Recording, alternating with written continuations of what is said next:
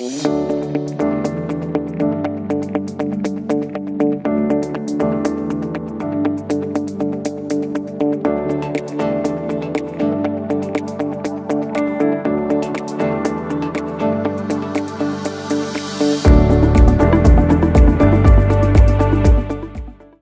para dar continuidade ao nosso trabalho, é com prazer que apresento a terceira mesa de debates desse evento, sob o tema Vulnerabilidades e Saúde Mental na Parentalidade. Essa mesa será composta por Didier Driot, professor, doutor de Psicologia Clínica e Patologia da Universidade de Caen, coordenador da Rede de Pesquisa Parentalidade Vulneráveis, Université de Rouen, na França, e colaborador do projeto Saúde Mental e Parentalidade. Viviane Legnani, professora, doutora da Universidade de Brasília e pesquisadora do projeto Saúde Mental na Parentalidade.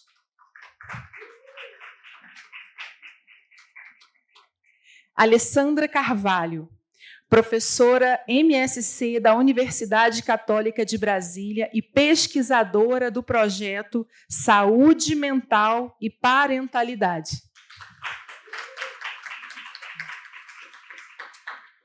E como debatedora dessa mesa, convidamos Sandra Cabral Baron, professora doutora da Universidade Federal Fluminense e pesquisadora do projeto Saúde Mental na Parentalidade.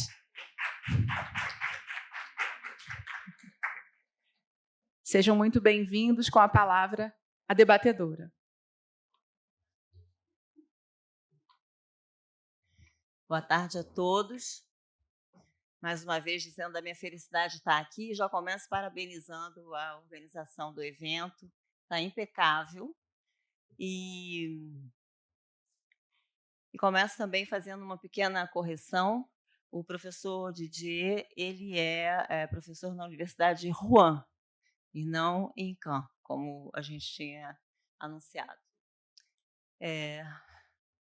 A outra coisa que é legal a gente remarcar é que nós estamos acompanhados não só aqui pelo público que veio presencialmente, mas por uma grande audiência, porque nós estamos fazendo uma transmissão ao vivo. Então, convido o professor Didier, nós vamos ter em média 20 minutos, cada palestrante, para poder sobrar um tempinho. Você já entende português, né? 1 minute pour rester un peu de temps pour la discussion. Merci. Et d'abord, merci à tout le monde, avec les collègues avec lesquels j'ai passé déjà 2 jours, de m'avoir invité dans ce cadre. J'avais préparé quelque chose, et puis ce matin, en écoutant votre député, en écoutant les tables rondes, en écoutant votre député, en écoutant les tables rondes, j'ai complètement transformé mes idées, enfin complètement, pas jamais complètement, mais je vais vous proposer un préalable, une petite discussion sur 2 notions en préalable, et puis 3 questionnements que je vais développer avec vous à propos justement des parentalités vulnérables et des familles vulnérables, puisque je suis aussi thérapeute vulnerável, já que eu sou terapeuta familiar. Então, primeira prévia, eu ouvi muito falar de culpa esta manhã. Então, eu tenho uma grande preocupação com essa terminologia, haja vista que, claramente, na boca da psicanálise, psicanalista que somos, utilizamos muito, porém, quando tocamos hoje a parentabilidade vulnerável, tocamos também um outro aspecto, que é 2 figuras. Existiu 2 colegas que foram os pioneiros e que lançaram há algum tempo na França debates com relação a este assunto, e isso nos conduz, portanto, completamente em uma outra forma de trabalho, e particularmente justamente aquela que você discuta.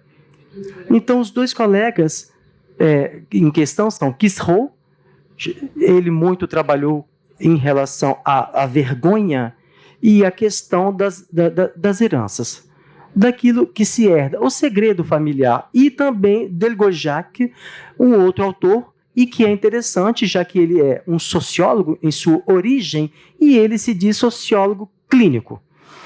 Portanto, Delgojac trabalhou bastante em relação às pessoas que tinham vergonha de seu trabalho e que tinham necessidade, portanto, de reorientação profissional.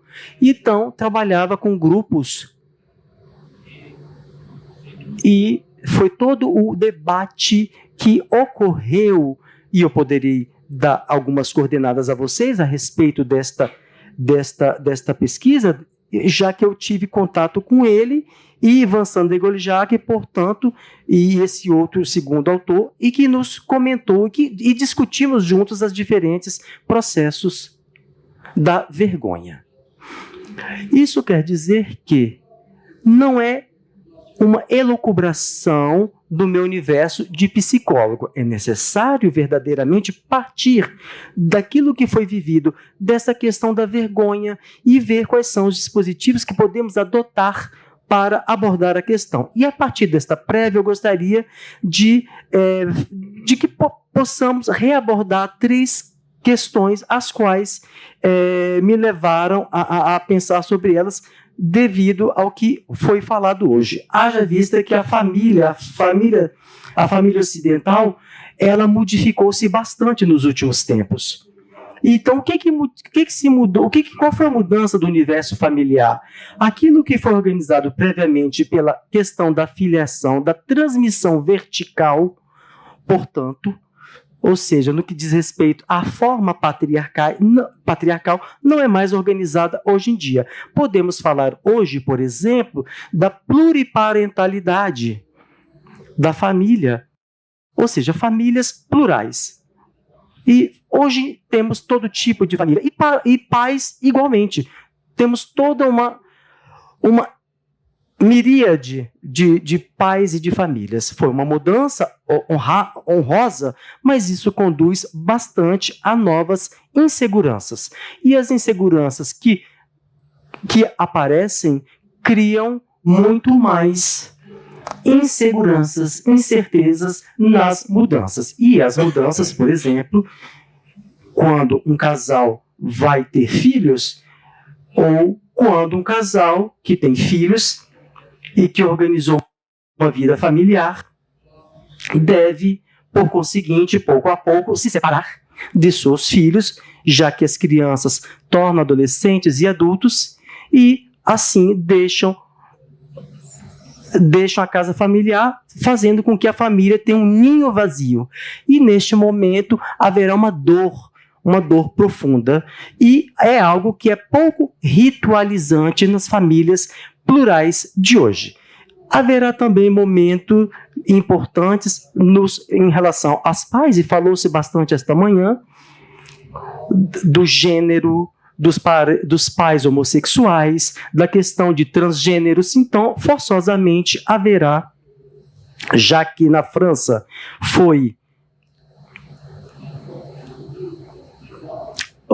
já que tivemos muitos debates na França recentemente, em nível político, e também desacordos no que diz respeito ao casamento homossexual, por exemplo, e que permite, portanto, acordar um novo status aos pais homossexuais, e isto foi algo que hoje talvez reconhecido em todos os países e horizontes políticos, mas no passado isso foi objeto de grandes debates e manifestações na França. Isso leva também muitas desigualdades para a vida das mulheres, porque as mulheres têm muito mais carga mental para famílias plurais, já que muito frequentemente vamos encontrar, após um divórcio, por exemplo, uma mulher que deve ocupar-se dos seus nas famílias e nos lares, que é ocupado pelas mulheres. A gente poderia falar, por exemplo, de uma segunda jornada de trabalho. Eu gostaria de lembrar-lhes de que é um âmbito mais sociológico antes de falar das vulnerabilidades atuais. Tá bem para vocês agora? Tá bem feito? Vulnerabilidade atual. Nós falamos ontem na formação da linguagem, já que eu sigo muito, eu poderia, no caso aqui, no caso de René Kess, para dizer que passamos na sociedade de patriarcado e nós estamos mais voltados numa espécie de mal-estar da culpabilidade. E, em particular, faz muito da culpabilidade, sobretudo nas mulheres. E, aliás, Freud, enfatizava isso na sua análise e tratava dessa culpabilidade e essas consequências da sua culpa. Passamos, então, do mal-estar ao, digamos, um outro mal-estar científico. Ou seja, cada vez mais a família é o refúgio para encontrar a sua identidade. Sendo que antes, eu me lembro, aliás, o meu pai, quando não sei se tivemos essa expressão, o que, aliás, pode ser traduzível, aos tradutores, talvez, você vai ter muito... Você vai pegar, no caso, toda a vaca totalmente raivosa em outro lugar.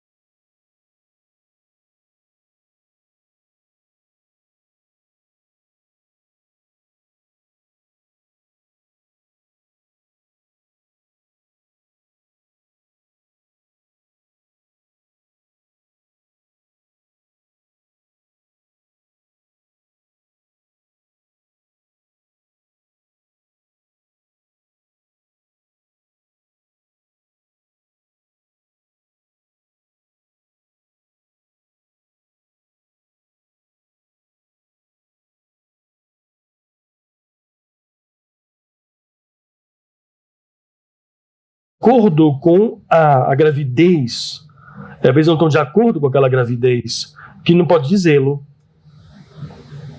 e que não pode dizer nada, e não pode nem mostrá-lo, ou seja, são diante de si mesmo com grandes dificuldades. Segunda consequência do mal-estar é o que vai agitar-se ou tratar-se do tempo, da temporalidade, gerar temporalidade. As urgências, as emergências. A mulher será muito mais portadora das dificuldades com as emergências. Um pequeno exemplo, uma pequena brincadeirinha que eu faço durante para voltar ao meu país, por exemplo, quando eu vou à universidade, eu escuto frequentemente algumas palavrinhas na rádio, e eu escutei, por exemplo, houve uma vertente muito forte sobre educação na França, e havia por exemplo, jovens mães que falavam na rádio, esperem, vocês estão vendo que o que está falando, que realmente está falando, da culpabilidade que vocês nos colocam? Quando eu falo com meu filho, fiz umas compras antes, tive um dia louco, eu entrei com meu filho, ele estava totalmente enervado. Você tem que acalmar-se no seu quarto. E vamos fazer, no caso, depois, resolver uma coisa mais tranquilo depois. Porque havia alguém que não deixar uma criança dentro do quarto dele isolado. Caso contrário, se colocasse uma criança dessa forma, é muito mal. É uma pequena brincadeira que eu queria fazer com vocês, porque é muito mais em relação a essa história da temporalidade. Segundo problema, justamente, terceiro problema, na verdade, que se acrescenta a essa parte da temporalidade, a confiança. Ou seja, o que nos diz a René Caressa, nós estamos na sociedade a um estado que, aliás, está muito... Aliás, vamos na faculdade, nesse momento, eu tenho colegas que dizem que você faz, os seus trabalhos, não é uma coisa científica. Ou seja, a gente vê todos os níveis assim a respeito. Entretanto, muito mais quando são vulneráveis. Na idade que eu estou, eu não tenho muito mais a fazer, porque eu quero dizer uma coisa que pode fazer uma coisa ou não, pouco importa. Pelo menos não vai mudar meu trabalho. Mas, entretanto, na situação de ser vulnerável, é muito alguma coisa que vai remeter à vergonha, forçosamente. Esse desconforto. Aqui, uma pequena brincadeira de um filme em inglês que foi feito com as pessoas desempregadas na Inglaterra, que é um modo liberal, capitalista, contemporâneo, como o caso diferente da França. Nós vamos incitá-los a declarar em plataforma da internet, entretanto, com horas de funcionamento totalmente impossíveis, em condições que realmente insanas. Ou seja, vamos utilizar meu telefone para fazer alguma coisa ou outra, vou perguntar a explicação às minhas filhas. Imagina essa escolha que não tem, uma pessoa que não encontra um trabalho, que está muito mal, e que vai a uma plataforma. E assim, você vê como pode realmente ir até os precipícios mais profundos, ou seja, muito mais vulneráveis. Entretanto, felizmente, eu queria produzir outro questionamento, aliás, terceiro, se qual dispositivo pode ajudar justamente as pessoas mais vulneráveis, as famílias mais vulneráveis, até realmente conseguir sair-se bem. Vocês evocou muito, aliás, eu vou tentar evocá-los com imagens.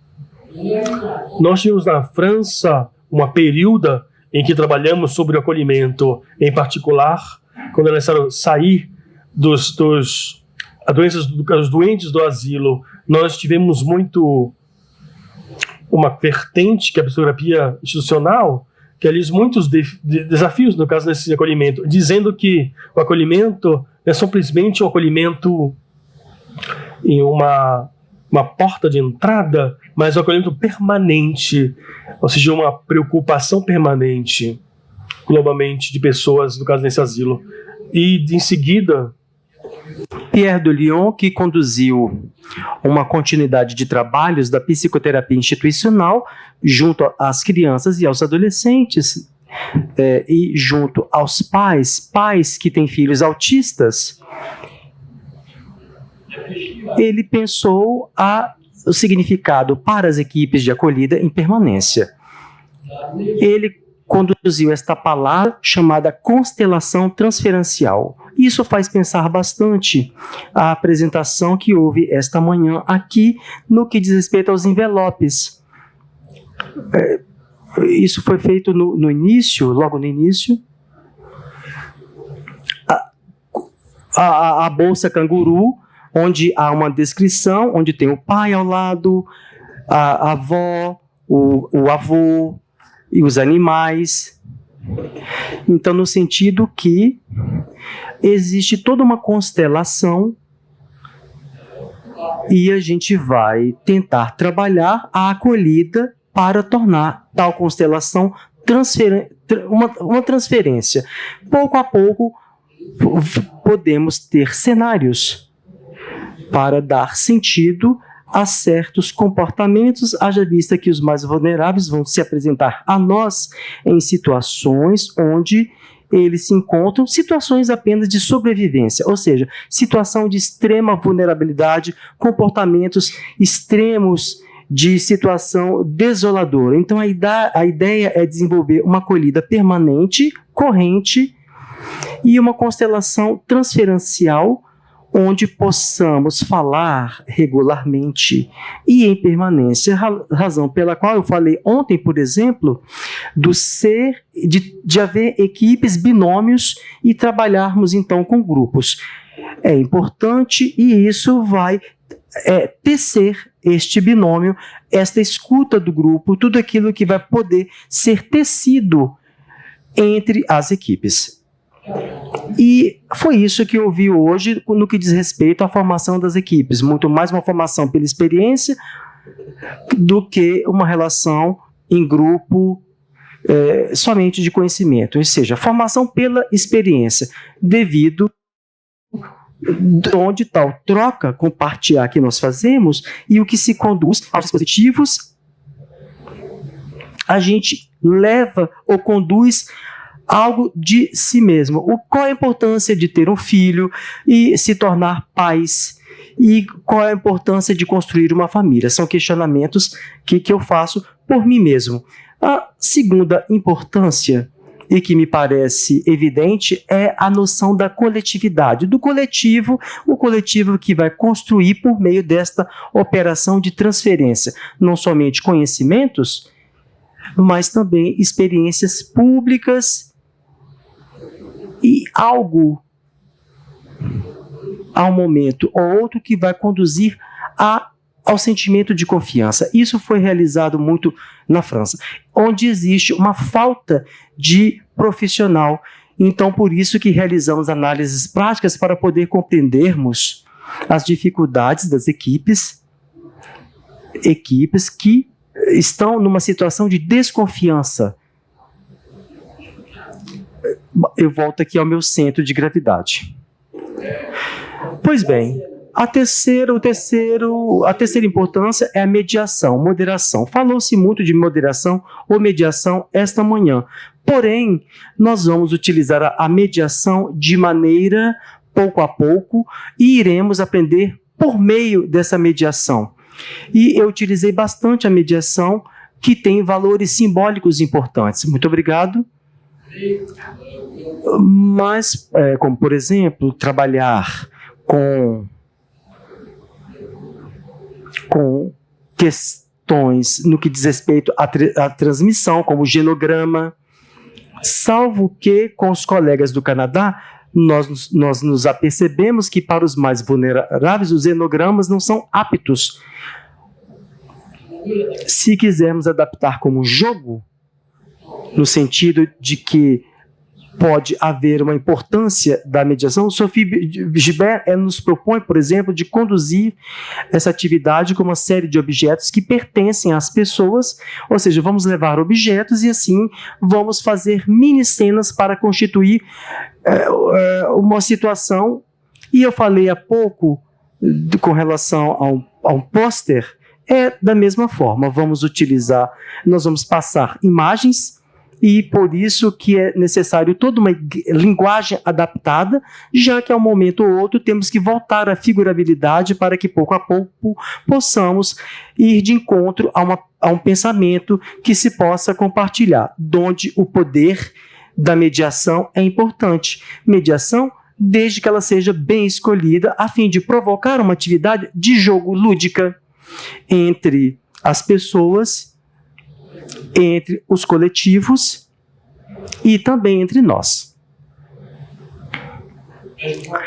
Eu creio que eu vou parar por aqui. Aliás, assim poderemos ter momentos de diálogo e dar a oportunidade aos demais colegas e ao público para que possamos ouvir e responder as perguntas. Obrigado, professor.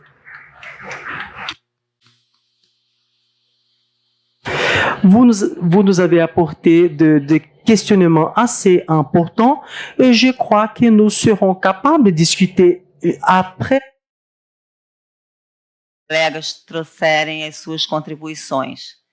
Mas eu já vou adiantar algo que é uma Você questão quelque chose qui est importante, une question interessante intéressante que o professor tem que trazido, vous né? avez Que apporté, ele tem vous, le dito professeur. que Vous avez a cada vez dit que ele vem ao que Brasil, ele chaque gosta fois de que vous venez au encontrar Brésil, com vous os aimez pesquisadores rencontrer les daqui, chercheurs porque brésiliens, vu que como o fato de estarmos le pensando fait juntos, donc como le o fait de fato de penser estarmos ensemble, pensando le fait de juntos, penser faz com ensemble, que nosso cela pensamento se fait desloque, en sorte né? que nos Não pensées mude se completamente, déplacent, como c'est-à-dire aconteceu qu'il hoje, n'y a né, pas com un a fala da changement, Kátia, comme est com arrivé a minha aujourd'hui mesmo, com o impacto avec da l'exposé de Katia, mon da fala da exposé, deputada Érica, e le député Érica Cocai également.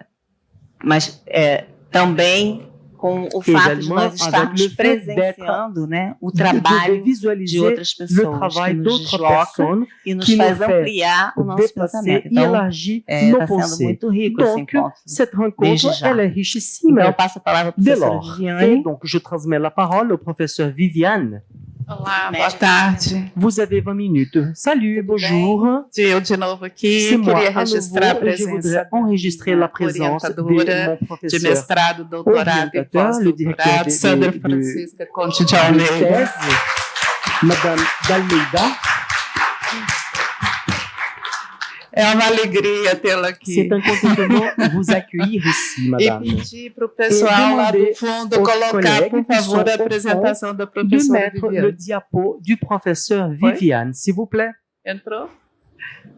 Pas encore. Esse trabalho que eu vou apresentar é em coautoria com uma ex-mestranda, que está ali, a Tatiana Stewart, e a Amanda Cabral, que foi aluna da Sandra Francisca, que aqui está. É um trabalho que é realizado no programa de educação precoce. Eu vou falar um pouquinho para vocês desse programa, do trabalho que elas realizam. E também de Daniela Campos, que não está aqui, e eu vou dar um pequeno exemplo da pesquisa que a Daniela fez, tá? A gente está aguardando. Voilà, donc le diapo est déjà sur l'écran. O título, Donc, le eu vou me titre- guiar por aqui, Le titre. e a Alessandra vai passar.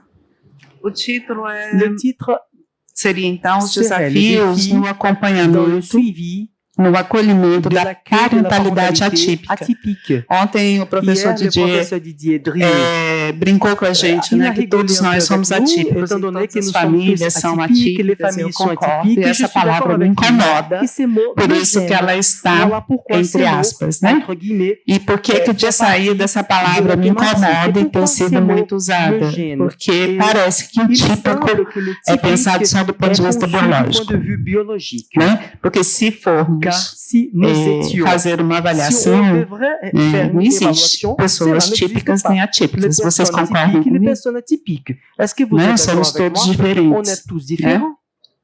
Mas enfim, Mais essa enfin, nomenclatura voilà que la tem sido nomenclature usada qui est e utilisée. é dessa forma, E né, que o assim, programa de educação ce precoce, que que é um le programme programa d'éducation vinculado à précoce lié Secretaria au de secrétariat Educação, d'éducation mas que tem forte interface com a saúde, relationné à la até santé, porque a vu que clientela la do clientèle programa, du programme, a próxima, por favor.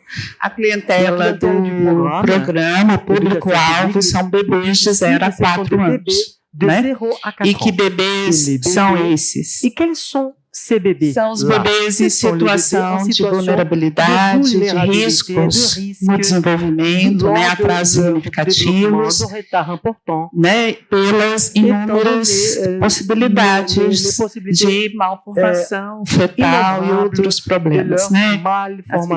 Asfixia, perinatal, etc. Donc, des Então, problèmes, essas crianças são encaminhadas para esse Esses espaço enfants que, sont como eu disse envoyés para à cet vocês, é um espaço espaço-là. escolar. C'est l'espace De saída, isso escolar. provoca nos pais um à certo l'instar, cela contentamento, provoque porque é aux parents diferente um de levar contentamento, crianças para um qu'ils ne espaço vont pas escolar, amener les do que enfants dans un levar espace crianças, scolaire. né, com problemas Donc, paramédicos, ils vont pas envoyer cet enfant paraclínicas à une clinique hospitais, ou à des né? hôpitaux. Donc, ils vont être guidés à des espaces scolaires où ils vont recevoir une attention particulière. Et dans ce programme, il y a la prévision de l'accueil à l'égard des parents. Et là, on pense que quel est ce type de parentalité? Nous le savons très bien, comment cela se construit, c'est-à-dire l'idée d'être père et d'être mère, cela fait partie d'un idéal qui commence lors de l'enfance, traverse l'adolescence et qui implique l'histoire de la famille.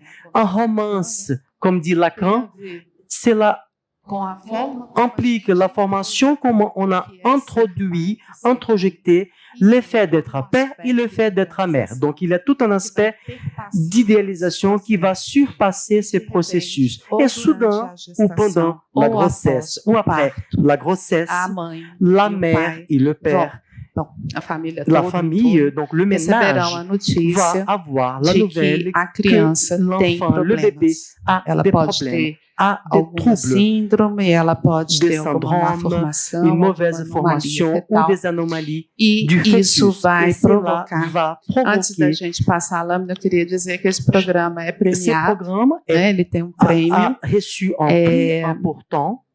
e ele tem Et profissionais il a de professionnels, muito, des muito experts engajados, très impliqués, né? Muito investidos na qui se função. sont Que, impliqués dans a meu leur ver, fonction. né, como Et pesquisadora, selon moi, eu en tant que adoro chercheuse, estar nesses j'aime faire espaços, partie de ces espaces porque parce que a gente gosta do que tem nous ânimo, aimons, que tem investimento, aimons né? tout ce qu'il y a É de nesse lugar que a l'investissement, gente tout ce qu'il y consegue a trabalhar. de la volonté. Et donc, enfin, Passe, por favor, ali.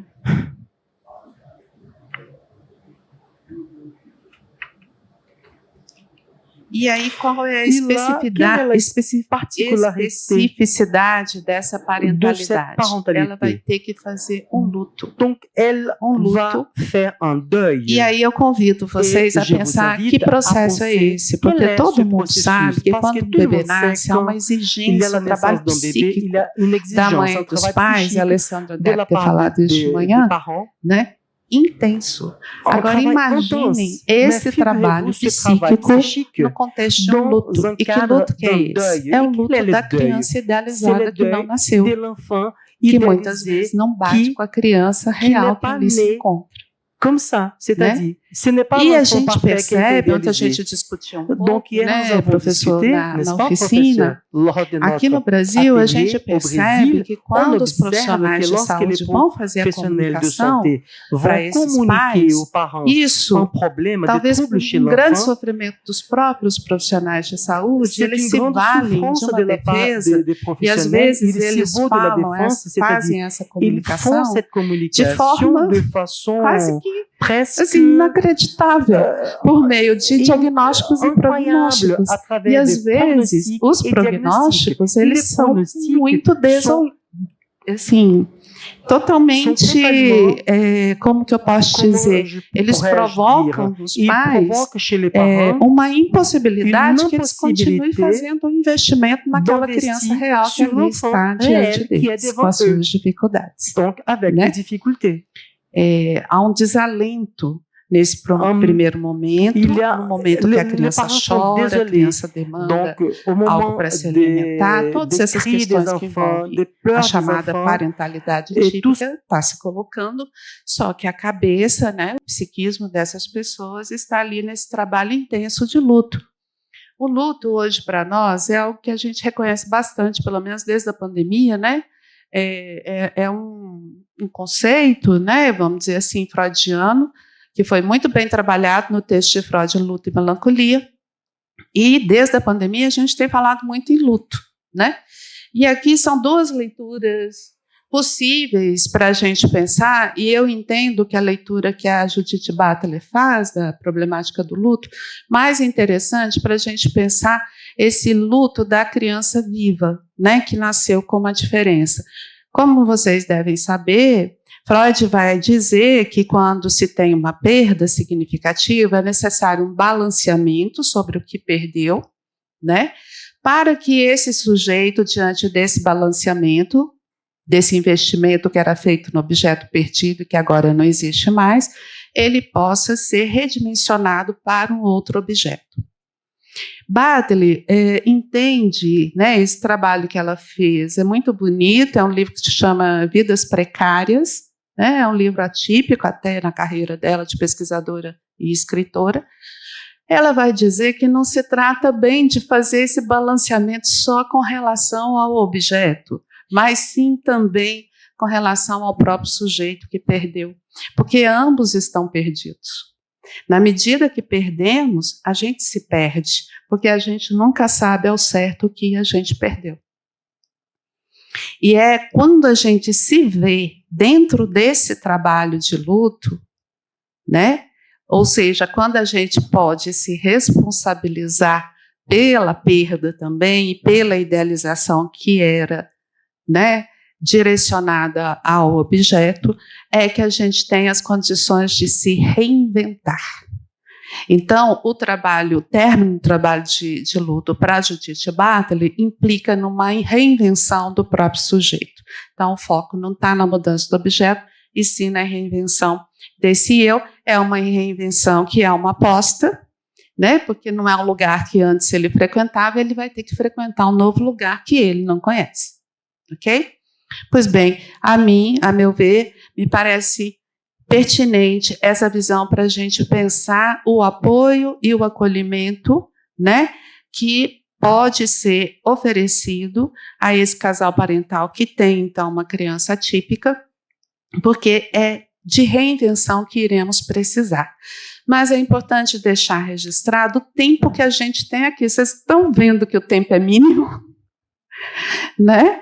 A gente tem que fazer uma intervenção precoce, né? Como diz a Julieta Jerusalins, que é uma psicanalista que trabalha com isso, com bebês muito pequenos, mas assim, as coisas estão ali, né? Ao vivo e em cores, e o psicólogo, o professor, enfim, vão ter que ajudar esse casal, essa mãe, superar essa dor, né?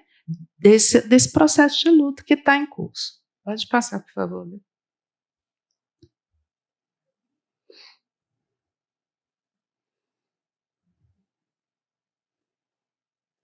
Bom, a gente tem alguns impasses nesse processo, né? Porque nada é fácil, né, minha gente? Então, um dos impasses que a gente vai ter é justamente o discurso biomédico, que vai chegar, como vocês sabem, né, com um cientificismo muito pautado, como eu já disse, nos diagnósticos, nos prognósticos e em várias outras, vamos dizer assim, proposições terapêuticas totalmente padronizadas. Então, uma criança com síndrome de Down vai receber tal estímulo, uma criança com TEA tal, tem um programa para esse aqui é para... Mas veja, é um programa que valeria para todas as crianças, que teriam Down, que teriam TEA, que teriam, né, todas as possibilidades. E vocês sabem que cada um é um, né? Dentro do universo das crianças com síndrome de Down, a gente tem a singularidade de cada uma dessas crianças. Dentro do universo, né, das crianças que estão recebendo diagnóstico de transtorno do espectro do autismo, a gente tem uma particularidade incrível também. Então, a ideia de trabalhar com métodos, né, com estímulos que vêm dentro desse bojo aí do discurso biomédico, nos parece bastante preocupante, porque retira do profissional de saúde e de educação a capacidade de escutar a singularidade que tem nessas famílias. Não é impeditivo, mas dificulta. Porque se a prioristicamente eu já penso a terapêutica a partir de um método, eu já parto do princípio hierárquico de saber que eu saberia o que é melhor para aqueles sujeitos, sem ao menos escutá-los. Isso, do ponto de vista ético, é bastante complicado, né? Bom, seguindo aqui. Então, a gente tem esse discurso biomédico e pouca atenção às características da própria criança. Como eu disse para vocês, os pais, né, essa é uma situação da Costa e da Cohen, os pais eles estão golpeados narcisicamente, né? E muitas vezes eles farão adesão a esse discurso como se ali representasse uma espécie de suplência. Vou trabalhar um pouquinho, falar rapidamente o que seria isso. A gente pode fazer uma leitura rápida aqui, uma espécie de muleta, né? Eu me ancoro nesse discurso que é dito como inovador, que é dito como resultante das pesquisas mais avançadas feitas nos Estados Unidos nos últimos 30 anos, e isso salvará a minha criança, né? Ela pode ser, inclusive, quem sabe um pouquinho menos Down, né? E a gente sabe que isso não existe. Ela será sempre uma criança com síndrome de Down, por exemplo, né? Bom, a gente tem, na verdade, um contexto, né, que alguns autores, eu gosto muito da terminologia, vem chamando de neurocultura. E essa neurocultura é algo que eu discuto desde o meu doutorado, né? Tem sempre esse discurso que fala do novo remédio, o novo exame, a nova salvação, né, para o campo da saúde mental. Vocês percebem que essa ideia de inovação está posta? Mas quando a gente vai escutar, a gente percebe duas coisas. Primeiro, não é tão novo assim. Segundo, a coisa está muito mais ancorada no cientificismo do que propriamente em resultados empíricos, em evidências empíricas, né? Então, o que a gente tem, na verdade, é um grande interesse econômico que todos nós, né, que nós possamos entregar a nossa saúde mental. Há interesses econômicos, diga-se de passagem, eu estou falando de bilhões de dólares, de investimentos em bolsas, né, que passam hoje pela produção de fármacos, de psicofármacos nos laboratórios, tá? Então, a neurocultura, ela trabalha com... Você pode passar? Ela trabalha com a ideia do ideário do déficit. O que é o ideário do déficit? Né? O que é o transtorno de déficit, atenção e hiperatividade? É a ideia de que quando a gente está sem foco, sem atenção, isso é uma doença. É o déficit de atenção. Entendeu? E aí o déficit, tem déficit de tudo, até déficit de autoestima. Não, essa criança, por exemplo, tem problemas porque ela não tem autoestima, então vamos consertar. A ideia de déficit parte desse princípio. Vamos consertar isso aí. Vamos arrumar um jeitinho de fazer esse quadradinho ficar perfeito, né? E como é que se faz isso, né? Ou medicaliza, né?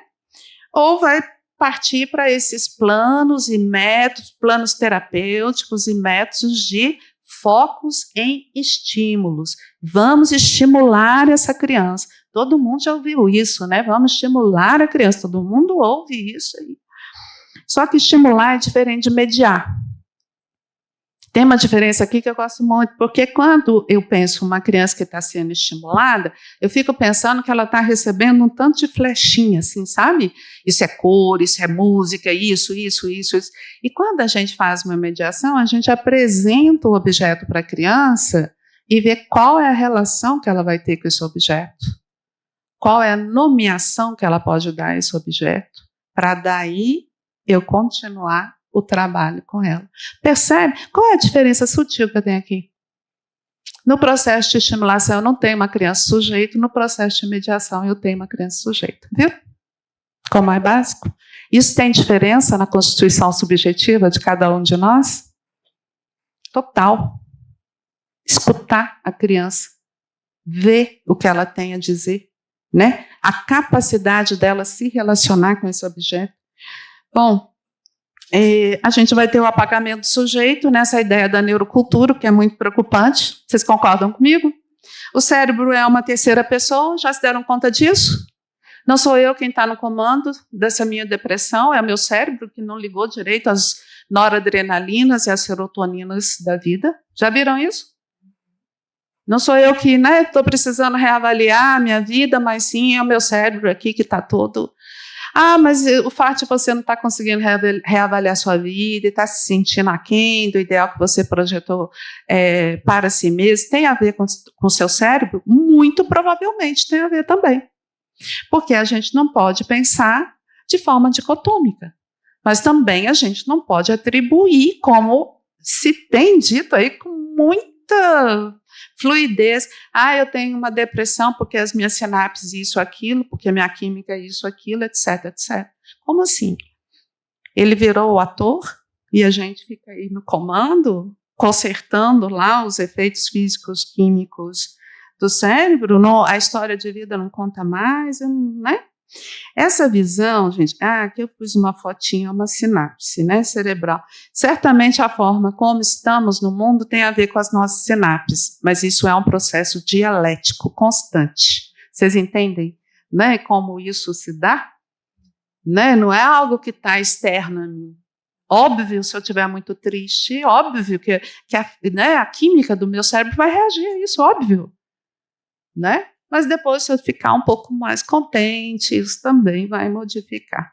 Bom, na verdade, a gente tem uma questão epistemológica muito... Quanto tempo eu tenho, Sandro, por favor? 5? Ai, Jesus. Bom, eu tenho uma questão epistemológica aqui, mas eu acho, então, que eu vou pular direto aqui para a questão. É uma pena, eu queria falar sobre isso. Eu sempre gosto muito de falar sobre isso. Mas fica para trás, vai pulando. Pega para mim o cérebrozinho. Isso. Eu vou direto, voltando à temática aqui das pesquisas que são realizadas na Precócia. Eu fiz essa discussão com vocês sobre o modelo biomédico e o quanto que ele pode dificultar, ou se não dificultar, criar uma espécie de ilusão que dificulta, que é o caso, o processo de luto, que é o caso, o fragmento de caso que eu vou agora apresentar. Essa pesquisa foi conduzida, né, por uma ex-mestranda, atual mestre Daniela Campos.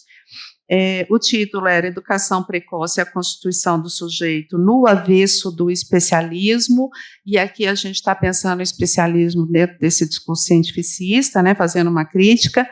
Eram 2 crianças com síndrome de Down, 2 mães, uma mãe das camadas empobrecidas da população, que já tinha 40 anos, não pôde cuidar dos filhos mais velhos que ela tinha, porque na época ela precisava trabalhar muito. Quando ela ganhou a criança com síndrome de Down, para ela aquele momento foi um momento de grande felicidade, porque ela poderia, enfim, ser mãe, né? E a outra mãe era uma mãe de classe média, a criança era a 3ª filha. Essa mãe vinha de uma família religiosa. Quando ela foi contar para a mãe dela, né, que a criança, ela descobriu durante a gestação que a criança tinha síndrome de Down, a mãe colocou em questão a genética do pai, falou, olha, o esperma do seu marido não deve ser bom, por isso, né, vocês sabem, né, que as pessoas vão dando as explicações de acordo com as suas crenças. Ela teve muita dificuldade com a família de origem, dificuldade com os outros filhos que ela tinha, ninguém aceitou bem. Ela teve uma fala, quando ela soube do médico, quando ela soube que estava esperando uma criança com síndrome de Down, o médico ofereceu para ela o aborto, antes que ela pudesse solicitar, né? Isso tem um peso muito grande para ela. O fato é que essa mãe vai chegar na Precoce, a criança já estava com 6, 7 meses, a mãe estava ainda em profundo processo de luto, em profunda tristeza, porque ela estava se sentindo muito sozinha, e a forma como ela deu conta de sustentar seu lugar de mãe foi justamente com a suplência do discurso biomédico sobre a síndrome. Então, ela passava os dias no WhatsApp recebendo informações, quais eram as melhores terapêuticas, qual era a melhor alimentação para a criança. Ela seguia à risca o discurso da ciência, no sentido que ela, né, pudesse fazer alguma coisa para aquela criança. O IRD, que é um instrumento desenvolvido por psicanalistas da USP, ele, que é um instrumento, para quem não sabe, de detecção precoce de risco, quando aplicado nessas duas crianças, apareceram diferenças muito significativas. A criança com síndrome de Down, elas tinham mais ou menos a mesma idade.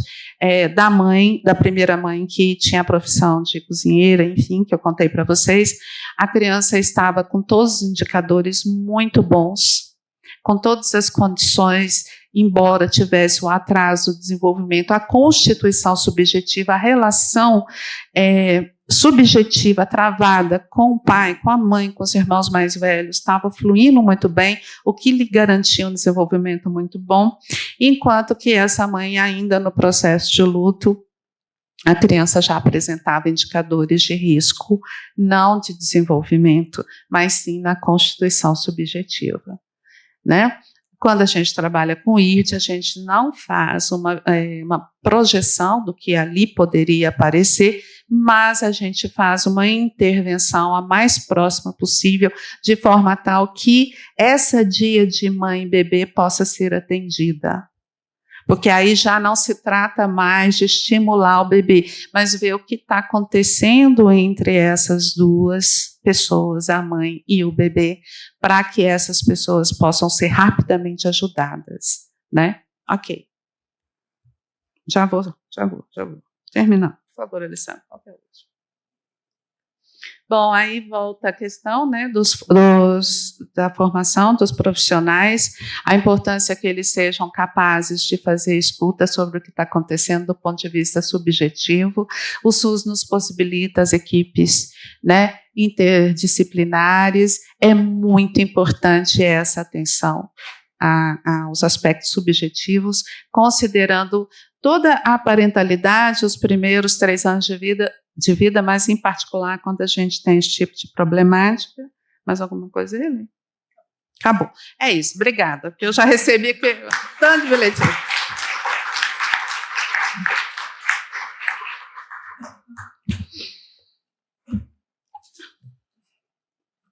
Gente, esse lugar aqui não é fácil, porque ele é muito antipático. A gente fica querendo ouvir mais e tem que pedir para deixar para daqui a pouco. Né? Sim, vamos, Alessandra. Vamos então ouvir a Alessandra Carvalho, nossa colega. Ficou um pouco diferente do que eu tinha feito, mas é isso, desconfigurou um pouco, eu acho. Boa tarde, eu sou a Alessandra, trabalhei aqui na formação em saúde mental, na parentalidade, com uma temática que é uma temática que fez parte da minha dissertação de mestrado, né? Na dissertação de mestrado que eu fiz com a professora Kátia, trabalhei com a parentalidade negra, né? Pensando a constituição subjetiva a partir dos desafios da história brasileira, né? Como isso se configura. E para a fala de hoje, eu separei para a gente pensar um pouco como foi essa experiência nas oficinas. Oficinas que aconteceram aqui em Brasília e estão acontecendo ainda em Niterói, com um projeto também sobre parentalidade. E a ideia é discutir um pouquinho como tem sido essa experiência. Eu começo sempre a oficina com esses 2 quadros, né? Quem participou da oficina conhece um, aqui de Brasília, que é o quadro Mãe Preta, que é esse segundo, né? Eu começo com eles para pensar na história do Brasil. Então, nós temos uma história de colonialismo, nós temos uma história de escravidão, né? E a gente tem que começar por aí, né? Entendendo esses 2 retratos aí do século XIX, pensando no lugar que foi colocado as mulheres negras, um lugar de cuidado nesse primeiro quadro, que por muito tempo achou-se que era Dom Pedro II, mas hoje sabe-se que não é. Não sabe quem é ainda o bebê retratado no quadro. Mas aí aparece ele com a sua ama de leite, né? E o meu questionamento sempre foi, elas estão aqui, se elas são, amamentam essas crianças, elas também tiveram um filho, cadê o filho delas? Né? Esse é o primeiro questionamento que aparece quando a gente pensa nas parentalidades negras. Essa mulher tem um filho, cadê o filho? Por isso que eu trago sempre o segundo quadro, que é um quadro que sim, aí representa, a gente tem uma mulher negra dando de mamar para uma criança branca e olhando para o seu filho, que está deitadinho ali do lado. Né? Então, trazer essa história, relembrar essa história, sempre é essencial no início da minha fala. Aí eu passo para recortes de manchete dos últimos anos. Manchetes aí de vários jornais que eu tentei aí procurar, não é difícil, o Google está aí para nos ajudar. Então, eu trago manchetes, uma primeira que eu coloquei aqui em destaque, mães negras desistem de terem filhos pelo medo do racismo, né? Um questionamento aí quando a gente pensa nessas mulheres que estão grávidas e elas têm um letramento racial, o medo que elas têm de ter um filho, né? Eu sou psicóloga clínica, ouço isso das minhas pacientes, o medo, o desespero. Lembro de um episódio específico no ano de pandemia, 2020, onde eu atendi uma paciente chorando após a morte do João Gabriel, lá no Rio de Janeiro. Samora está aqui, representante, a Sandra também do Rio, falando do medo que ela tinha de ter um filho e que ele fosse assassinado. Né? Então, esse é o medo da violência. Durante as oficinas, normalmente eu passo um vídeo, um documentário. Hoje a gente não vai passar ele, mas se alguém quiser depois procurar, como é ser mãe de meninos pretos. Vocês podem encontrar isso no YouTube. Mas são relatos de mães que falam sobre as preocupações, os medos, os pavores delas em relação a ter um filho preto. Trago também outras manchetes, né? Aqui essa segunda, no Brasil, 63% das casas chefiadas por mulheres negras estão abaixo da linha da pobreza, que aí a gente aqui está falando que são casas chefiadas por mulheres, né? Então, elas cuidam normalmente de seus filhos de maneira solitária. E isso perpetua a questão da pobreza no Brasil. Então, esse dado é um dado que a gente consegue encontrar no IBGE tranquilamente, quando a gente faz esse filtro de lares chefiados por mulheres. Mais da metade dos brasileiros já presenciou um ato de racismo. Morte de mulheres negras no parto é 2 vezes maior que mulheres brancas. Aqui um racismo na infância, né, falando do governo brasileiro que fracassa no cuidado das suas crianças e jovens negros. Né? Então, eu trago esses recortes para falar sobre uma atualidade do tema, né, que é urgente. Né? A gente discutir isso é urgente. Para um próximo quadro, eu comecei a pensar sobre os desafios para a formação. Os desafios de ser uma pessoa que está ali na frente, trazendo conteúdo na formação sobre essas questões raciais. Né? O primeiro desafio que se tem é um desafio da negação. Né? Uma negação que é muito perpetuada pelo mito de democracia racial. Então, não existe racismo no Brasil, nunca vi. Né, não presenciei, eu acho que todo mundo é, na verdade, da mesma cor, eu não reparo isso, né, isso é um desafio. Um segundo desafio que eu pontuei aqui é a compreensão do racismo para além da injúria racial. Então, muitos ainda acreditam que o racismo é só o ato de injúria racial. Uma pessoa que está ali como acontece bastante, é noticiado em relação aos entregadores de comida, né, que sofrem episódios de racismo e de discriminação. Muita gente acredita que, quando a gente fala de racismo, a gente só está falando desses atos de injúria racial. Mas não, nós estamos falando de um racismo que é estrutural dentro da sociedade brasileira e que acontece em atos, né, menores que estão ali no dia a dia, né? A gente que podia abrir o diálogo para vários episódios de racismo cotidiano, que alguns aqui já passaram e poderiam relatar isso. Então, entender o racismo para além de um ato, né, que é tipo, eu não faço, né? Então, eu acho que não existe. Isso leva também à negação, é um outro desafio para a formação. Além disso, eu coloco mais um desafio, que eu tenho essa sensação, eu já conversei com outras pessoas que trabalham também com as temáticas raciais, que parece que a gente sempre tem que estar ali falando, olha, existe, aqui, ó, trouxe aqui as manchetes, tá vendo? Existe racismo no Brasil, sabe? Defender isso, trazer sempre estatística, trazer sempre... É sempre como se a gente estivesse mobilizando as pessoas para essa temática. Isso até acaba sendo cansativo no sentido de às vezes, termos menos tempo de aprofundar, né, os estudos em relação a isso. Porque parece que sempre temos que estar ali. Existe, olha aqui, olha, tem mais esse dado. Está ali a Zamora concordando comigo.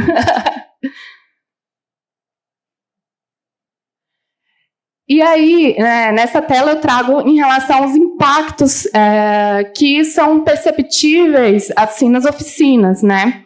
Então, como eu trago um vídeo, e um vídeo traz imagens, relatos das mães, e é um vídeo muito tocante, porque muita gente nunca parou para pensar nisso, né? A gente tem um lugar que, se você não passa, não vivencia, não tem esses medos, acaba achando que é exagero, né? Então, quando eu trago vídeo, traz um impacto, né? E o impacto, muitas vezes, é um silenciamento, né? A pessoa fica um tempo pensativa, muitos ficam emocionados, né? Uma segunda coisa que acontece bastante são os relatos, né? Então, as pessoas contam episódios que vivenciaram ou que pessoas próximas vivenciaram de racismo, né? Ressignifica essa história. Na semana passada, na oficina do Rio, uma das participantes contou um pouco assim, olha, tinha coisas que eu não sabia muito o nome, hoje meus filhos me ensinam, eles estão me ajudando a nomear, eu achava estranho aquilo, mas agora eu estou sabendo nomear a partir do que os meus filhos estão me ensinando, né? Então é uma abertura que se dá, e a gente percebe muito esses comentários nas oficinas. E o último a localização da proximidade do racismo, mas uma localização para longe de mim. Então, eu já vi um episódio, já vi um racista, eu conheço, já presenciei isso, mas sempre numa localidade muito distante, né? Não se coloca na situação, não se coloca pensando, às vezes, também no seu próprio racismo, né? E isso é um outro ponto que a gente pode pensar em relação às oficinas. Tá. E aí, quando a gente fala de incluir essa temática, né, das relações raciais dentro de uma oficina de saúde mental para a parentalidade, a gente está pensando nas situações de vulnerabilização que a população negra no país está sujeita, né, pegando até os dados que eu trouxe das manchetes e tudo. Então, a gente pensa, estão sujeitos a uma vulnerabilidade maior, por episódio assim, de uma dificuldade de inserção no mercado de trabalho, por estarem na camada mais pobre da população. Estão aqui sujeitos a morrer mais no parto e receber menos anestesia. São dados todos reais que a gente encontra em qualquer notícia, né, e estatística que a gente tenha do SUS, por exemplo, né? Então, a gente tem aqui uma estratégia de letramento racial, né? Então, aqui, quando eu penso em letramento, né, eu estou usando uma referência da Schuckmann, a gente está pensando num letramento como uma forma de responder às tensões raciais, né? Se eu estou entendendo o que está acontecendo, eu consigo responder melhor a isso. Eu consigo, ali, né, aqui numa formação para profissionais de saúde, eles conseguem também entender ali na ponta o que está acontecendo, né? Então, a ideia é um letramento racial, a partir da formação, e que, a partir daí, né, como a gente viu, mobiliza questões emocionais de cada um nas oficinas, as pessoas podem pensar e também podem levar para o seu trabalho, a partir desse letramento, práticas antirracistas, né? Então, o objetivo que a gente tem dentro da oficina é trazer esse letramento e uma prática antirracista no trabalho e no dia a dia de vocês. Bom, acho que é isso. Acho que a única coisa que eu esqueci aqui foi a necessidade de uma reeducação, né? Se a gente tem uma estrutura racial no país, e que isso, nós estamos todos inseridos num caldo cultural, né? Acho que tem às vezes uma ilusão dizendo assim, eu me formei, não estou aí, estou num lugar superior. Não, você está dentro de um caldo cultural, né? E você, dentro desse caldo cultural, né, que forma pessoas numa perspectiva racista, sim, a ideia é uma reeducação a partir do letramento racial. Tá, aí eu trago aqui os fundamentos do letramento racial, né, que são essenciais para a gente pensar na nossa prática. O primeiro letramento, um primeiro fundamento que a gente coloca aí é a questão de pensar a branquitude.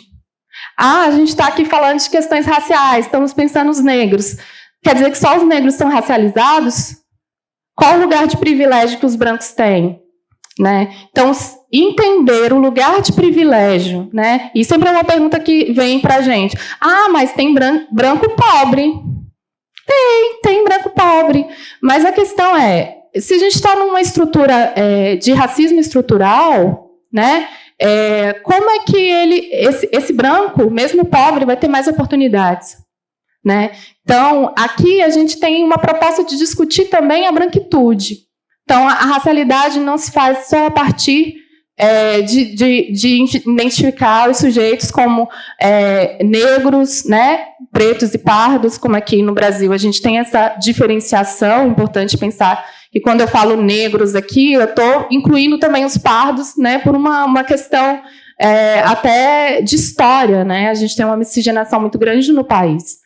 Então, a gente tem que pensar também em a branquitude, os lugares de privilégio, né, que estão relacionados a isso.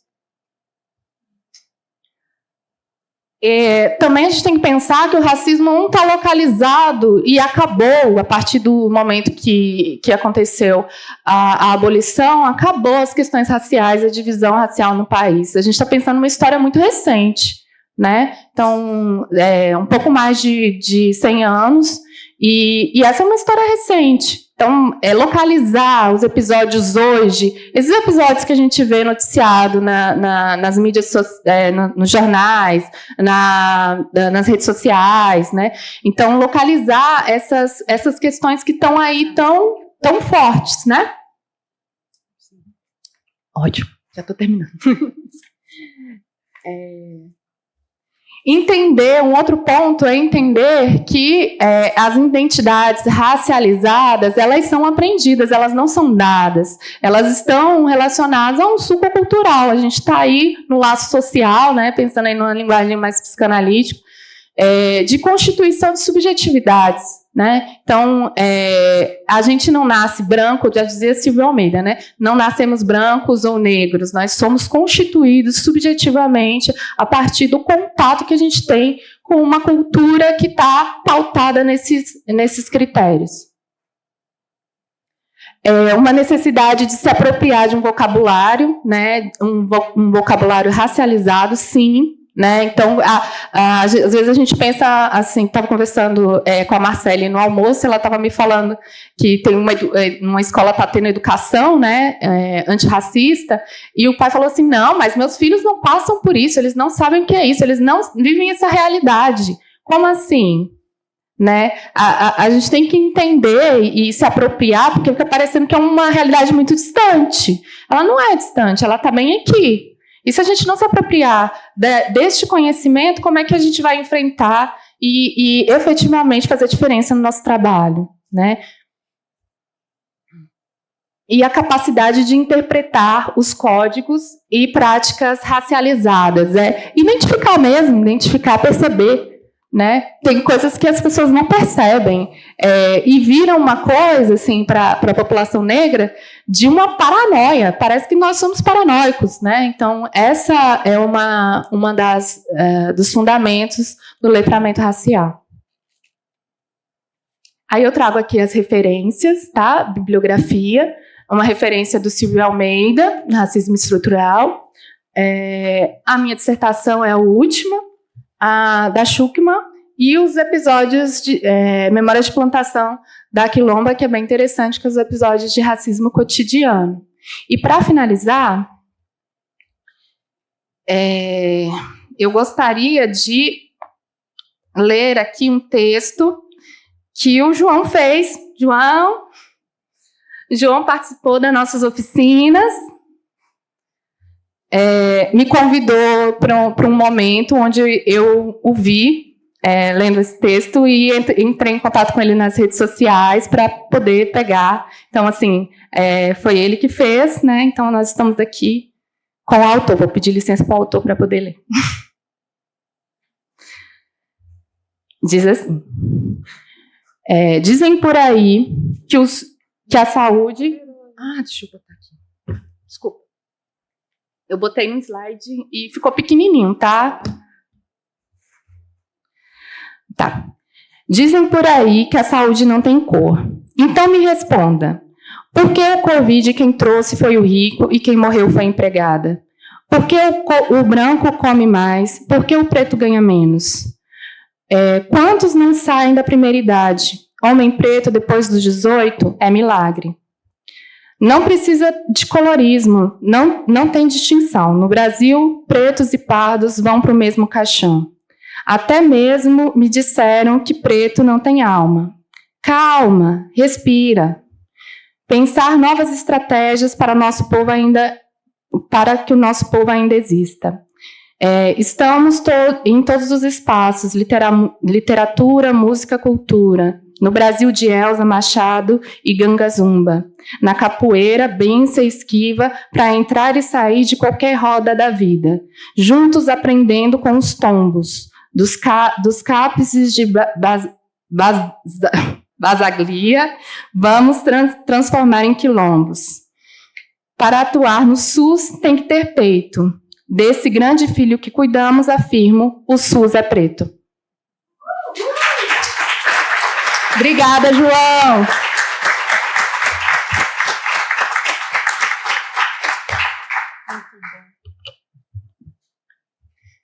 Muita coisa para pensar, né? É uma mesa que, com muita riqueza, nos traz essa ideia da inevitabilidade de pensar as questões da interseccionalidade, para pensar as questões da parentalidade e também da vulnerabilidade. Não só pensar, como trazer uma sensibilização para isso, né? Até pelo vocabulário, né? Que eu aprendi isso também, né? E aprendi para muitas coisas, né? Essa ideia de que o vocabulário, a palavra escravidão, não nos dá a ideia da ação de escravizar, né? Então, a ideia de escravização ela é mais clara, assim, e isso traz também uma reflexão para a gente pensar sobre a ideia de vulnerabilidade, né? Porque a gente fala famílias vulneráveis, pessoas vulneráveis. Já ouvi pesquisadores que fazem parte desse campo, né, de pessoas e que produzem suas pesquisas, reclamando um pouco disso, né? Porque não se consideram vulneráveis, se consideram até muito corajosas para lidar com o processo de vulnerabilização que procura minar suas resistências e que, para isso, encontram estratégias em rede muito potentes, né, de solidariedade para se confrontar com esse processo de vulnerabilização, que é um processo sociopolítico e econômico, né? E que nos traz também para o campo de pensar a questão da parentalidade, não só como uma ação, uma função vertical, né, de pais para filhos, mas como um conceito, uma ideia mais horizontalizada, né?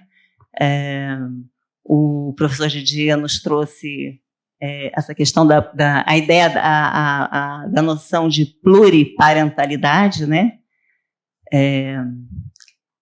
E a professora Viviane nos trouxe também a questão indispensável, né, para a gente pensar que, tendo todo esse contexto, não tem como construir uma intervenção, né, ou processos mediadores de intervenção, sem escutar essas pessoas que não são exatamente vulneráveis, mas vulnerabilizadas, porque sem escutá-las, sem escutar o que acontece com essa ação, a gente não tem como construir uma intervenção que seja potente, né? Lembrei do professor no outro colóquio que nós estávamos, nos lembrando que a nossa tradição é uma tradição indígena e africana, que são culturas coletivistas, né? E que nós temos a ideia de uma parentalidade exercida por um grupo, né?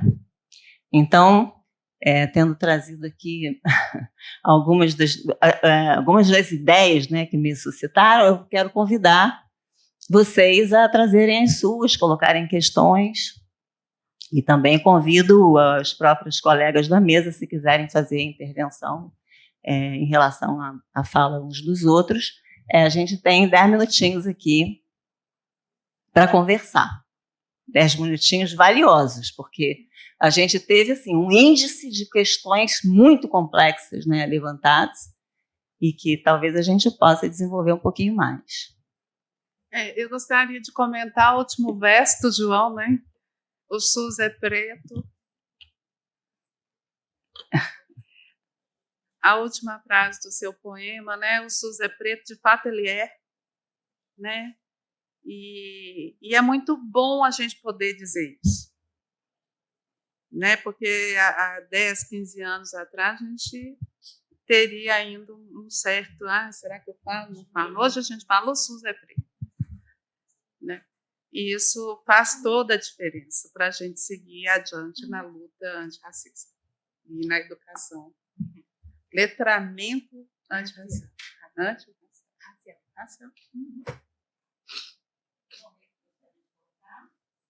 Alguém gostaria de colocar uma questão? Boa tarde, meu nome é Bruna, sou terapeuta ocupacional e atualmente estou fazendo residência, né, em saúde mental infanto-juvenil. Eu gostaria de agradecer a fala da Alessandra, eu me senti muito representada, né, por estar na linha de frente, né, trabalhando no SUS. E algo que me chamou muita atenção, Ale, com o seu tema de formação como título, é porque nós tivemos, né, em 2020, uma pandemia de Covid-19, onde ocorreu uma vasta mobilização dos profissionais de saúde para se capacitar e entender, né, que pandemia é essa, que doença é essa. E logo tivemos essa mobilização, né, dos profissionais para entender quais seriam os testes, quais seriam os protocolos, e o racismo sempre existiu, né? Sempre existiu racismo. Então, parece que quando trago esse tema, entra como algo inovador. Algo que a gente sempre tem que estar na linha de frente, mostrando, fazendo slides e levantando aqui, ó, isso aqui, essa formação e esse letramento, ele existe e ele é importante. E aí, como colegas trouxeram, né, nós temos a população preta, né, 80% da população negra é SUS dependente, e essa formação, ela deveria estar acontecendo para ontem, né? Nós temos a Política Nacional de Saúde Integral da População Negra, e nessa trajetória, né, da residência, estando em contato com os profissionais, com os serviços, eu vejo que é algo que ainda precisa ser alcançado, né? Então, é algo que a gente precisa desse desdobramento para ontem, então é um tema muito importante, a lei que você trouxe. E a crítica que eu faço é essa, né? Todos nós quase nos formamos especialistas em Covid-19 e o racismo que sempre existiu está aí. E aí, trazendo também, na minha perspectiva, sobre essa questão da parentalidade preta, né? Porque se a gente tem um SUS que é 80% formado por pessoas pretas, discutir parentalidade para a população negra vai ser diferente. E nós temos, né, essa perspectiva prevalente, dessa perspectiva ocidental, que traz a maternidade sempre com um olhar de processo punitivista, né? Algo que não representa, como a nossa colega da mesa trouxe, a cosmogonia africana, porque para o nosso povo preto, a maternidade ela é vista como símbolo de brilho, de luz, de encantamento, continuidade dentro da comunidade, né? E essa perspectiva não vem representando a população, as mulheres pretas gestantes, né? Então acaba que elas passam por um duplo luto, né? O luto de não ter contato com a perspectiva africana sobre maternidade e o luto por também enfrentar essas situações que a Alessandra trouxe, né, que são as situações de violência desde a primeira infância. Então, assim, eu tive a oportunidade de estar com mulheres pretas que estavam com suas crianças recém-nascidas enroladinhas naquele pano com vergonha porque eram crianças pretas retintas, porque quando elas mostrassem o rostinho na maternidade, elas não seriam bem recebidas como as crianças brancas, né, embaladas nas mãos de mulheres brancas. Então, assim, eu achei muito importante, gostaria de agradecer e incentivar mesmo, né, que eu acho que a gente precisa para ontem dessa capacitação e dessa formação. E essa parentalidade, ela é diferente da nossa perspectiva africana do nosso povo preto. Obrigada. Ok, muito obrigada.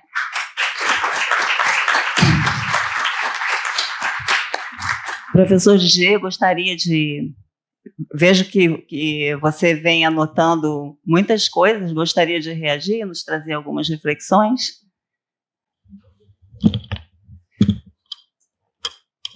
C'est un peu compliqué chez nous, puisque nous sommes uma república na qual, subentendido, não haveria racismo.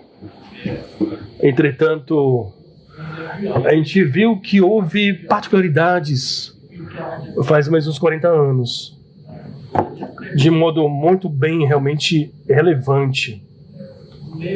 Entretanto, com uma grande dificuldade de dissipar populações que chegaram nos últimos anos à França. Eu penso que o Brasil tem aberturas a nos dar, aliás, lições a nos dar, para justamente fazer caminhos, traçar caminhos. Eu penso particularmente a uma experiência com os pais que nós fizemos na Saint-Denis, ao redor de Paris, com dificuldades importantes de populações muito vulneráveis, as quais não podiam, nem foram sufocadas por essas palavras. Particularmente nos últimos anos, nós tivemos o terrorismo na França, que, aliás, começou a se disseminar-se na França. O que eu penso é que é muito bem em relação a essa mesa redonda, a gente deve falar dessas dificuldades. Na França, a gente não fala mais. A gente não fala muito. E a gente sabe que é necessário falar. Entretanto, como, por exemplo, projetos que foram mobilizados para poder, durante 6 meses, aliás, movimentos durante 6 meses de paz na Saint-Denis, ao redor de Paris. E ao final de 6 meses acabou, não tem mais nenhum crédito, não tem mais nada para fazer. Ou seja, para mim faz parte um pouco dessa dificuldade a pensar justamente a pluriparentalidade na França, em particular.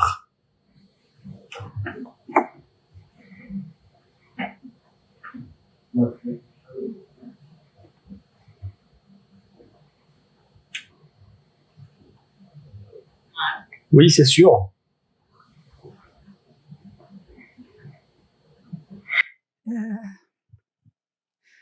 Então, né, eu estou muito feliz de estar aqui, de ter podido ter condições de saúde para assistir a essa mesa.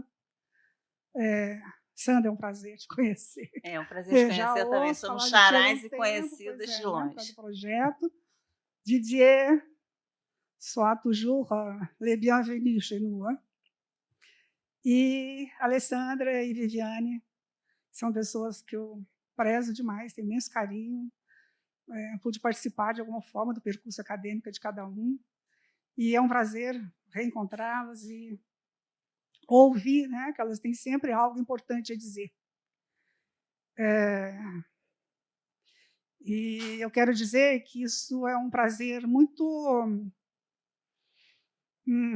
singular, muito particular, né, porque eu vou dizer que é um prazer de filiação, né, assim, uma filiação simbólica, e a gente fica sempre feliz, né, de ver os filhos simbólicos e outros, né, caminharem com as suas próprias pernas e se tornarem pesquisadores brilhantes, né? Eu queria fazer uma observação que eu estava comentando aqui com a Kátia, né? Quando a Alessandra trouxe a questão da... Gente, eu não posso tirar a máscara, tá? Porque eu tô... Fique à vontade. Então, quando a Alessandra trouxe a questão da pesquisa dela, né?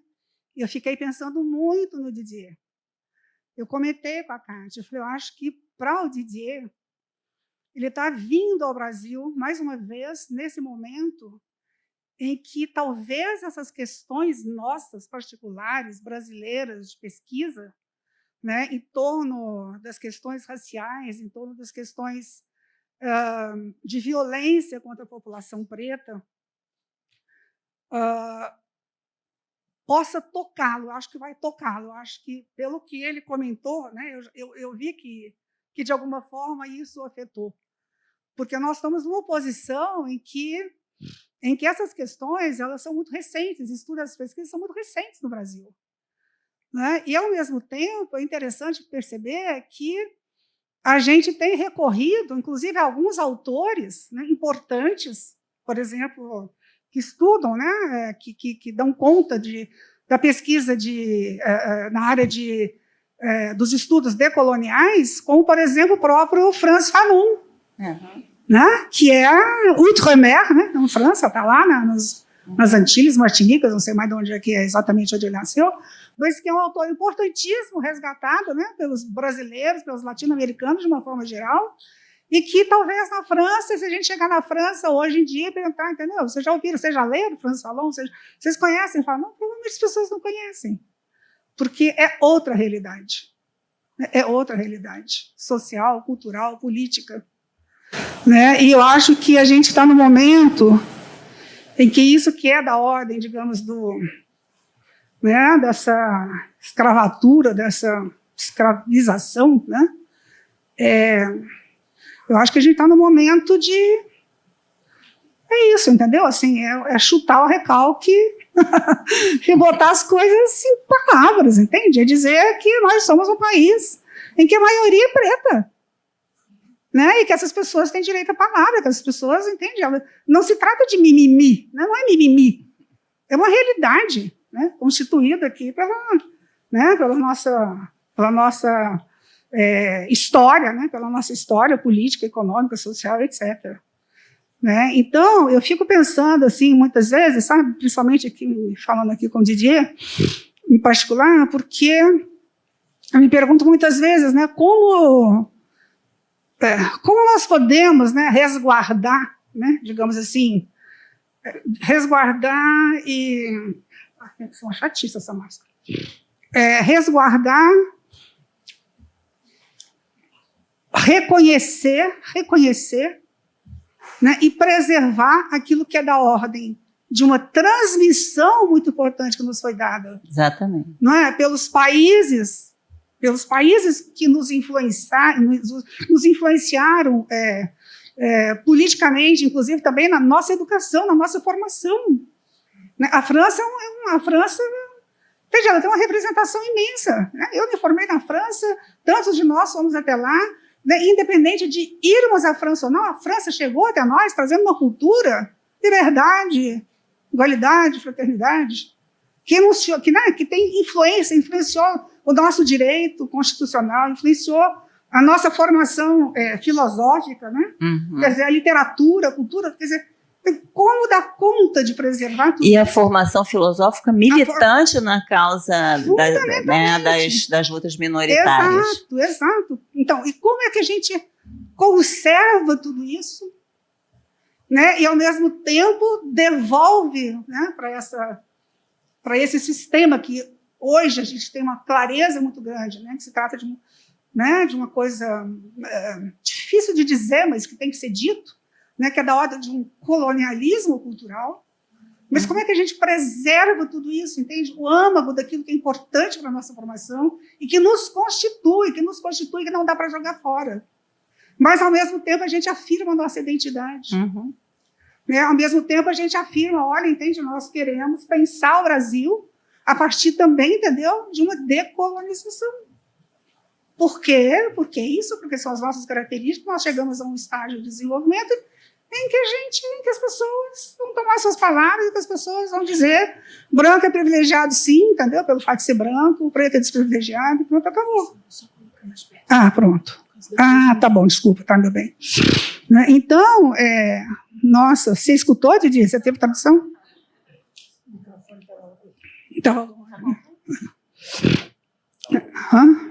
Então é isso, sabe? Assim, eu achei que foi importantíssimo, né? Toda essa discussão aqui, né? As questões que a Vivi traz também, que são importantíssimas, né? Porque é isso, o que é típico, o que é atípico, né?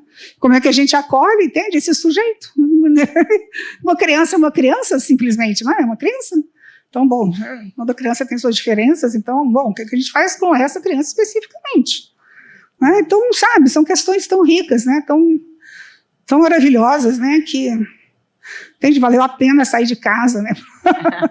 Para vir aqui. Ai, muito obrigada. Olha, Sandra, muito obrigada, querido. Eu diria, em relação ao seu comentário, você quer comentar, Didier ou Viviane? Mas eu diria, em resposta a isso, que nós estamos todos nos transformando, né? Todos nós, né? Essa herança, né, revisitada, né, recolocada, reinstigada, e esse encontro que a gente tem tido aqui todos esses dias, eu não sei se o Didier concorda, Viviane, Alessandra, mas acho que tem nos trazido isso como linha de frente, né, uma transformação mútua, né? Né? A gente não pode jogar o velho ditado, não temos como jogar a água do banho e o bebê junto, né? Então a gente tem que sim, e lembrando também, né, eu acho importante dizer ao movimento negro que às vezes radicaliza, né? O movimento, a branquitude, né? Ela também sempre foi crítica. Foi a branquitude crítica, junto com o movimento negro, por exemplo. Um exemplo básico, Lombroso. Todo mundo já ouviu falar de Lombroso, né? Que fez uma pesquisa em que pegou cérebros de macacos, né? E disse que eram cérebros de pessoas negras. E isso foi publicado, foi adotado aqui no Brasil, se falou muito, esse final do século XIX, começo do século XX. Né? Mas ele foi sempre muito criticado, tanto por brancos, quanto por pardos, quanto por negros que pensam nesse país. Então, isso a gente tem também que pensar, né? Que a gente também esteve aí na resistência durante esses anos todos. E agora estamos muito felizes, como eu disse, porque a gente pode falar, o SUS é preto. Exatamente, aprendendo, né? Novas formas de resistência. Isso, de novas gramáticas. Precisamos rever as nossas gramáticas para a gente superar essa dor. Eu acho que é também importante comentar isso, assim, a gente ter mais espaço para discutir questões raciais hoje acontece também por uma política de reparação histórica, que são as cotas, né? Então, eu estou aqui por cotas, né? Também, né? Minha formação teve a ver com isso, né? E ter espaço hoje, né? Por que essa discussão bomba no Brasil mais ou menos 2015 para cá? Né? É muito recente. Uma das referências que eu coloquei para vocês aqui foi o livro Memórias de Plantação da Quilomba, que é uma mulher preta, nascida em Portugal, psicóloga, fez o mestrado em Portugal e vai para a Alemanha fazer o doutorado sobre questões raciais e escreve um livro em inglês em 2008 e só é traduzido para o português, uma portuguesa, em 2019. Porque, de acordo com uma entrevista que eu ouvi dela, ela falou assim, não tinha espaço na língua portuguesa para discutir as questões raciais, né? E agora a gente está podendo discutir aqui, né? Porque o lugar de poder também é necessário. Quando a gente fala de racismo estrutural, nós estamos falando que os negros são privados do lugar de poder, né? Eu posso agora falar aqui num lugar também de conhecimento, a partir de uma formação, né, conseguir o meu diploma de mestre, né? Então é esse lugar de poder que a gente reivindica, né? Não longe de pensar que só as pessoas negras têm que falar sobre racismo, não, porque senão a formação não ia ter essa temática. Todos têm que ser antirracista, todos têm que olhar para essa temática, né? Não é porque, sei lá, a Marcele, a gente conversou na hora do almoço, uma enfermeira, e aí, não, como é que você fala de racismo na enfermagem? Ela vai falar, é um tema importante, todos têm que falar. A gente tem uma confusão sobre o lugar de fala que a gente tem que desfazer, todos têm que falar sobre, né? Então, por aí. Bom, falar em fala e falar em Marcele, nós temos ainda mais uma mesa, né? Agradecendo aqui os colegas da mesa que trouxeram contribuições tão ricas e a participação do público. Vamos tomar um café e daqui a pouco estaremos de volta para uma mesa muito emocionante também, tenho certeza.